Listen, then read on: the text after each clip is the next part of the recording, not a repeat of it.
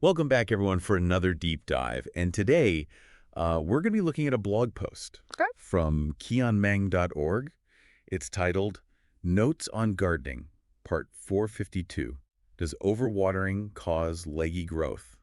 Wow, part 452. They've been doing this for a while. Yeah, this Ang person seems very dedicated to their garden and to blogging about it. Yeah. So Ang is an old software plumber, as they describe themselves in the post. Okay, interesting combination. Right, like someone who's, debugging code all week, and then, on the weekends they're out in the garden getting their hands dirty. Yeah, I can see that. And in this post, Ang is kind of looking into this whole question of overwatering. Right. Does it really make your plants leggy? That's the big question, isn't it? It is a big question, and they actually bring up some, recent, whether they had like a heat wave, and then all of a sudden these like torrential downpours. Oh, wow. So that probably didn't help matters. No, not at all. And get this, they even consult AI chatbots to get some advice. Oh, wow, really? Interesting. I know. So we're going to be talking about that too, whether those AI bots are giving good advice. Yeah, I'm curious about that. So yeah, it's this whole journey where software meets soil, and we're trying to figure out what's going on with these leggy seedlings. I love it. A good garden mystery. All right, so to set the stage a little bit, Ang starts off by talking about their purslane, Okay. which is a plant that kind of has this reputation for being a little leggy. Oh, so it's like already prone to that kind of growth. Yeah, exactly. And they're wondering, is it really overwatering that's causing it? Yeah. Or, is it just the plant's nature? Right. And they've always kind of believed that, lack of sunlight is the real issue, especially for those plants that love sunshine. Makes sense. They need that energy from the sun to grow properly. Exactly right. You need that light for photosynthesis and all that good stuff. Yeah. But then they bring up this heat wave they had Right. and those crazy downpours. And, I'm not a weather expert, but I can imagine that would really mess with a plant's growth. Definitely. Stress it out, make it do weird things. Oh, yeah, for sure. Like when it gets too hot, they try to conserve moisture, Right. So they kind of reduce their surface area so they don't lose as much water. So they stretch upwards. Yeah, they stretch upwards to minimize that exposure, but also to try and reach any light they can. Makes sense. And then you add those downpours into the mix and suddenly the soil's all waterlogged. Which I imagine is even worse than, a dry spell. Absolutely. Waterlogged soil means the roots can't get oxygen. Oh, right. Yeah. And that's where the AI chatbots come in. Okay, this is the part I'm really curious about. Me too. So apparently the AI is saying that overwatering does cause leggy growth. Wow. So they're taking a stance. Yeah, they are. And I have to admit, I'm surprised Aang turned to AI for gardening advice.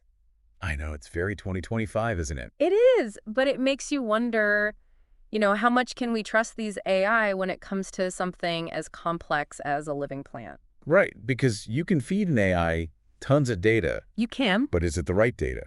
Exactly. And is it enough data to account for all the different types of plants and soils and climates and everything else? Yeah. So maybe we need to be a little skeptical of the AI's verdict. A healthy dose of skepticism is always a good thing. For sure. But let's say for argument's sake that the AI is onto something. Okay, let's play devil's advocate. What's the science behind this link between overwatering and leggy growth? Well, we talked about how overwatering leads to waterlogged soil, right? And that basically suffocates the roots. Yeah. And that can cause root rot, and it prevents the plant from taking in the nutrients it needs. So it's not really the water itself that's making the plant leggy. It's more like this chain reaction. Exactly. It's the consequences of that overwatering. Okay, I'm starting to get it. The plant is weakened because it can't breathe and it can't get the food it needs. Right. So it desperately stretches towards the sunlight to try and compensate. Trying to get what it can. Yeah, and that's how you end up with those long, weak stems. The telltale sign of a leggy seedling. Exactly. But this takes us back to Aang's purslane.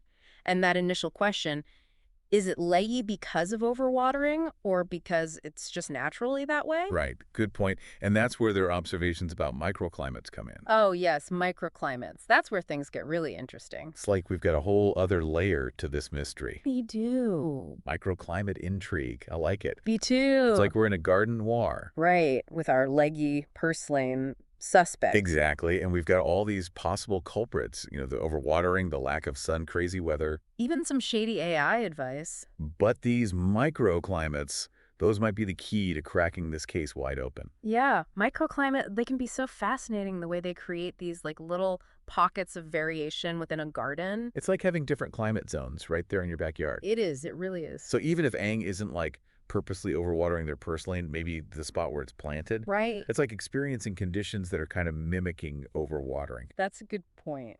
Maybe the soil there doesn't drain very well, or there's not enough airflow in that particular corner. It's totally possible. It's a microclimate mystery within the mystery of the leggy seedlings. Exactly. And it highlights why it's so important to really observe your garden. You can't just rely on, books or AI chatbots or what. Nope, you got to pay attention to what's actually happening in your own space. Become a garden detective. Exactly. Look for those clues. I have to say, this is making me look at my own garden in a whole new way. I bet. Like, I'm already thinking about all the little microclimates I've probably overlooked. Yeah, it's one of those things you don't really think about until someone points it out. Right, and then you're like, oh, wow, it's everywhere. Everywhere. So for those of us who haven't quite put on our, horticultural detective hats yet, Okay. can you give us some examples of how these microclimates actually affect plant growth? Sure. Let's think about something simple, like a south-facing wall. Okay. That wall is going to absorb a lot of heat during the day, right? So it creates this microclimate that's much warmer and drier than the surrounding area. Oh, wow. I hadn't thought about that. And that can affect all sorts of things, like how much water the plant needs, how much sun it's getting, even its vulnerability to pests and diseases. So, like a plant right up against that wall, Yeah. it might need way more frequent watering than a plant that's, just a few feet away, even if they're both getting the same amount of sun. Exactly. It's all about those subtle variations. And those variations make gardening so fascinating. They do. It's not a one-size-fits-all kind of thing. Definitely not every plant, every spot has its own little set of needs and challenges. And that's part of what makes it so rewarding, figuring those things out. This whole conversation is really making me realize that gardening is so much more than just like sticking a seed in the ground and hoping for the best. It really is. There's so much more to it. It's about understanding this whole like intricate interplay between the plants and their environment. Yeah. And then adapting your care based on that understanding. Like a constant process of learning and discovery, Exactly. which is what I love about Ang's blog posts. Yeah. They're really highlighting that idea. Yeah. They are, by combining their own observations with what the AI is telling them and then adding in a healthy dose of skepticism. Which is always a good thing. It is always a good thing. They're basically inviting us to think critically about what affects plant growth Yeah. and to appreciate how complex even a simple garden can be. Absolutely. So what does all this mean for our listeners out there? Good question. What can they take away from this deep dive into, leggy seedlings and microclimates and all that? Well, I think the big takeaway is that next time you see a plant, reaching for the sky a little too eagerly. Getting a little leggy? Yeah. Don't just jump to conclusions about overwatering or lack of sun. Right. Take a step back, look at the plant's environment, really observe what's going on around it. Do a little detective work. Exactly. You might be surprised by what you discover. Okay, so we've talked about overwatering sunlight microclimates.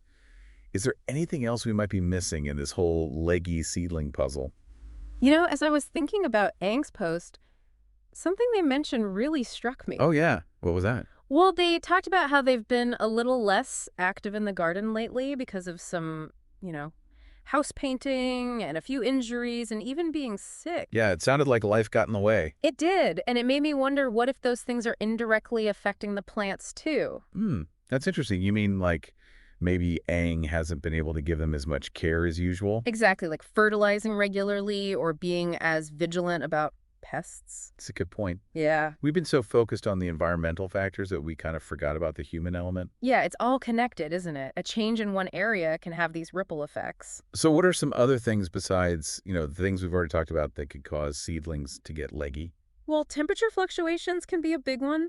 Some plants are really sensitive to those. Like if they're exposed to cold drafts or even just a big drop in temperature overnight, that can stress them out and lead to leggy growth. So even if I'm keeping my house at a steady temperature, there could be these little microclimate variations within the house. Exactly. Wow, this is fascinating. Another thing to think about is overcrowding. Overcrowding? Yeah. If you plant your seedlings too close together, they'll start competing for resources. Oh, that makes sense. They're all fighting for light and water and nutrients. Exactly. And that can cause them to stretch upwards, trying to outgrow their neighbor. Survival of the tallest or the stretchiest, I guess. Exactly. And then, of course, there's genetics. Oh, right. Some plants are just naturally leggy no matter what you do. It's in their DNA. Like some people are just tall. Exactly. So next time you see those leggy seedlings, don't panic. Channel your inner garden detective. Exactly. Consider all the possibilities. Because it might not be what you think. Right. It could be something completely unexpected. Well, this has been a really enlightening deep dive. I feel like I've learned so much about leggy seedlings and microclimates and all sorts of things. Me too. It's amazing how much there is to learn about the plant world. And I love how Aang's blog post really encourages that sense of curiosity and observation. Yeah, they're a great example of a gardener who's always learning and experimenting. So to our listeners out there, we encourage you to do the same. Go explore your gardens, pay attention to those microclimates, and don't be afraid to experiment and ask questions. You never know what you might discover. And if you uncover any garden mysteries of your own, be sure to let us know. We'd love to hear about them. Until next time, happy gardening, everyone. Happy gardening!